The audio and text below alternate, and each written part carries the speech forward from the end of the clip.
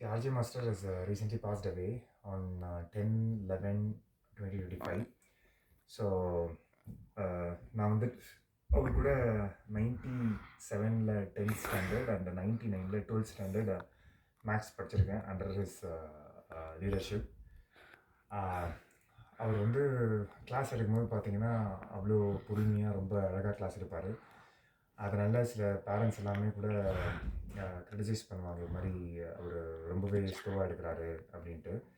அதுக்கு வந்து அவர் கிளாஸில் அவர் எக்ஸ்பிளைன் பண்ணுவார். ஒரு அம்மாவுக்கு 2 பசங்க இருந்தாங்கன்னா, ஒரு பையன் நல்லா படித்தா, ஒரு பையன் கொஞ்சம் ரொம்ப பொறுமையாக படித்தான்னா, நம்ம வந்து 2 பேருக்கும் புரிகிற மாதிரி கிளாஸ் எடுக்கணும், அதான் ஒரு தாயோட கடமை அப்படின்வாரு. அதே மாதிரி ஒரு கிளாஸில் அவர் படிக்கிற எல்லா ஸ்டூடெண்ட்டும் புரிகிற மாதிரி அவ்வளோ ஸ்லோவாக பொறுமையாக கிளாஸ் எடுப்பார். அதனால் பார்த்தீங்கன்னா மேக்ஸ் பிடிக்காதவங்களாக கூட நிறைய பேர் பிடிக்க ஆரம்பிச்சிடும்.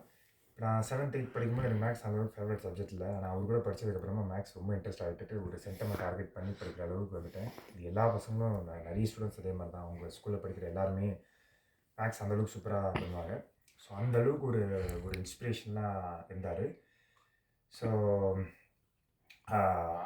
நான் அப்போது அந்த டைமில் வந்துட்டு இன்னும் என்ட்ரன்ஸ் எக்ஸாம்லாம் வந்துச்சு. ஸோ அந்த என்ட்ரன்ஸ் எக்ஸாம் க்ராக் பண்ணுறதுக்கும் மேக்ஸ் ரொம்ப யூஸ்ஃபுல்லாக இருந்துச்சு.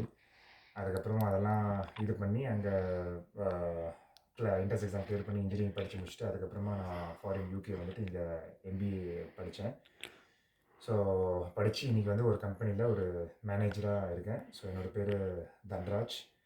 அண்ட் அவர் அன்றைக்கி கொடுத்த பேசிக் அந்த ஃபவுண்டேஷன் தான் இன்றைக்கும் ஹெல்ப் பண்ணுது. அவங்க ஆரம்பித்த அந்த கல்கி குரூப் ஆஃப் ஸ்கூல்ஸ் இன்னும் மேன்மேலும் நல்ல வளர்ச்சி அடையட்டும்.